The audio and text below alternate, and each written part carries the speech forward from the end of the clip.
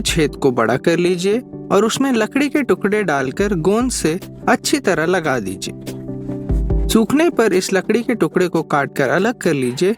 अब इसकी सतह एकदम साफ है और यहाँ मजबूती से नई पकड़ लगाई जा सकती है। इस बार हम इस्तेमाल करेंगे ब्लेड के टुकड़े का। टुकड़ा होगा हमारे अंगूठों के गद्दी के नाप का और इसे हम अंगूठे पे इस तरह बांध लेंगे। और अब आपके हाथ काम करते वक्त बिल्कुल खाली होंगे।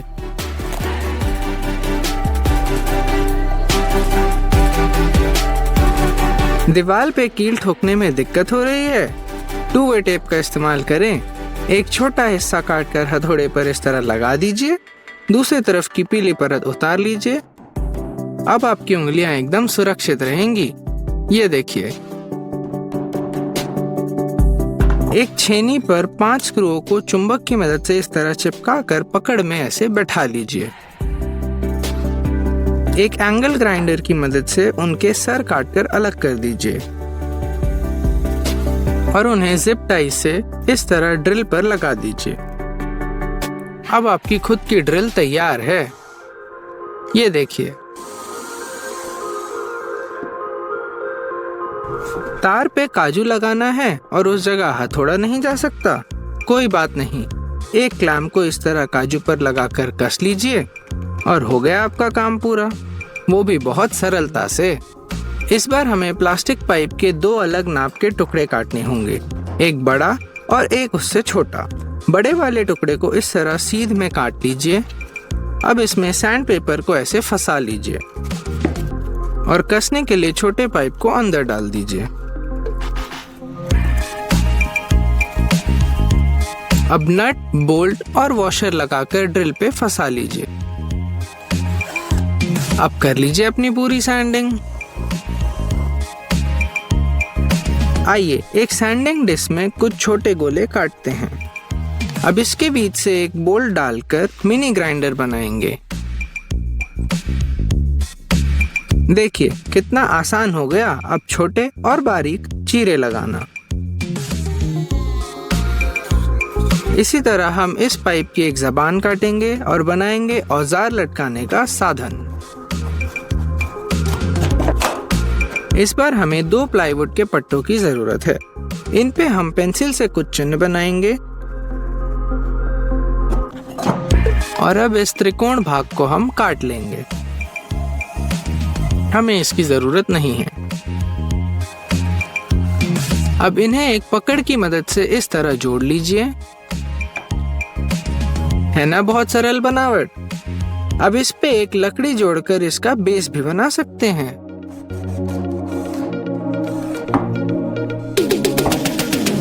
इस तरह आपका खुद का लकड़ी का क्लैंप तैयार। अगर आपके पास पतला तार नहीं है तो कोई चिंता की बात नहीं है। आप इस मोटे तार को पकड़ में फंसाकर ड्रिल से ऐसे घुमा सकते हैं और अगर और पतले तार की जरूरत है तो निकले हुए तारों में से एक तार को फिर से घुमा सकते हैं। अब इतने तार निकल ही गए हैं तो क्यों ना इनका कुछ इस्तेमाल किया जाए। अब हम तो छेद करेंगे एक लंबे से बोल्ट में, उससे तार निकालकर इस तरह बोल्ट की मदद से जोड़ लेंगे। ये देखिए,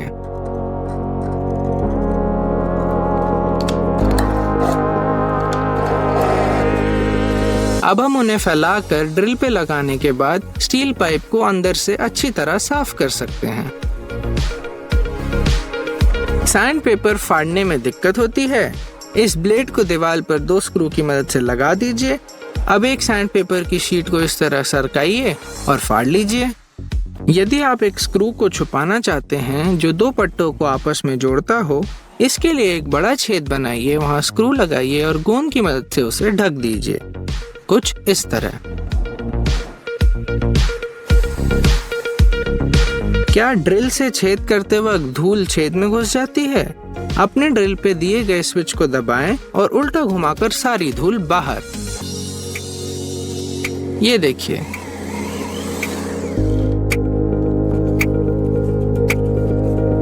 क्या आप अपनी झालर लाइट को अलग अलग रंगों में जलाना चाहते हैं?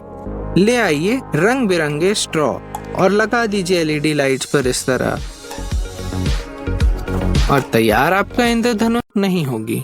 जब बोर्ड बिछा रहे हों तब हमें इस खाली जगह की लंबाई नापकर दूसरी तरफ से एक त्रिकोण आकार काटना चाहिए, जिससे सब कुछ सही बैठ जाएगा। एक कैन लेकर उसे इस तरह काट लीजिए। काट कर उसका एक कोन बना लीजिए। अब इसे लाइटर से बांध लीजिए।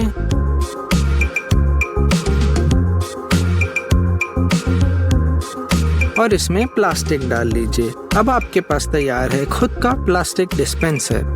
है ना कमाल?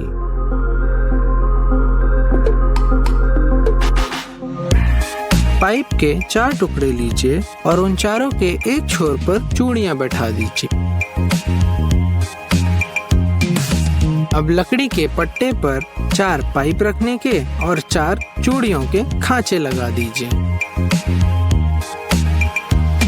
और ये तैयार आपकी खुद की कैंपिंग टेबल।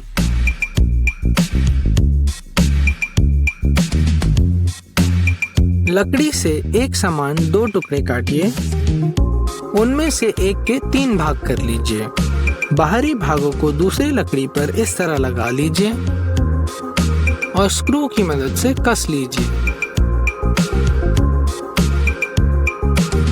अब इस पे सैंड पेपर लपेटकर बीच वाले हिस्से को वापस लगा दीजिए। और अब इसकी मदद से आप आसानी से बड़ी सतह पर सैंडिंग कर सकते हैं। तार को पाइप से लगाने के लिए 2 जिप टाई का इस्तेमाल कीजिए। एक से बांधिए और दूसरे से कस लीजिए।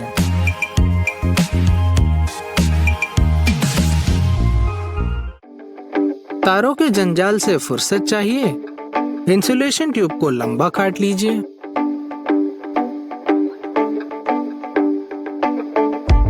और दीवार पर स्क्रू की मदद से इस तरह लगा दीजिए। और तार भर के जिप टाई की मदद से वापस बांध लीजिए।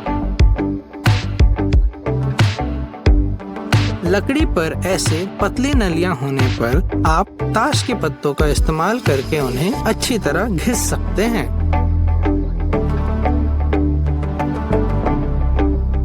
इस तरीके से। है ना आसान?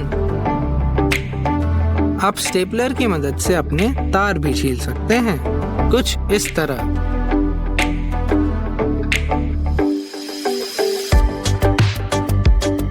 अब हम देखेंगे तार जोड़ने के कुछ तरीके। पहला तरीका, छीलिए और लगा दीजिए स्क्रू। दूसरे तरीके में हम छील कर घुमाएंगे और फिर स्क्रू लगाएंगे।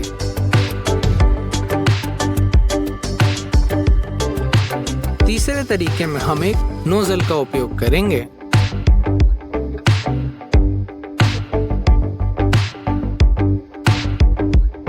और इस आखिरी तरीके में हम इस तरह मोड़ेंगे और फिर लगाएंगे स्क्रू। स्क्रू या बोल्ट खोलने का ये रहा एक अनोखा और तेज तरीका। 2 लकड़ी के टुकड़े लीजिए और उनमें आपस में पकड़ लगा दीजिए।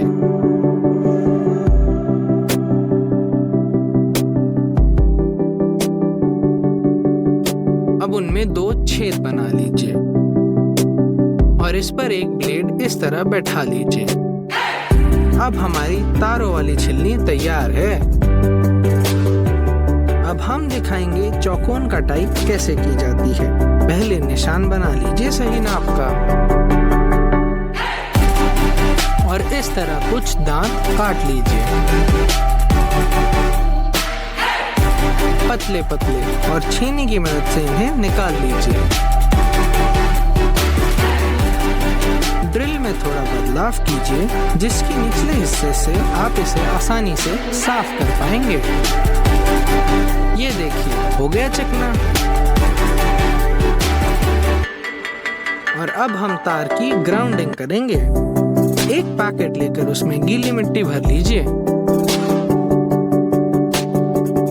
और इसे चिपकाकर दीवार पर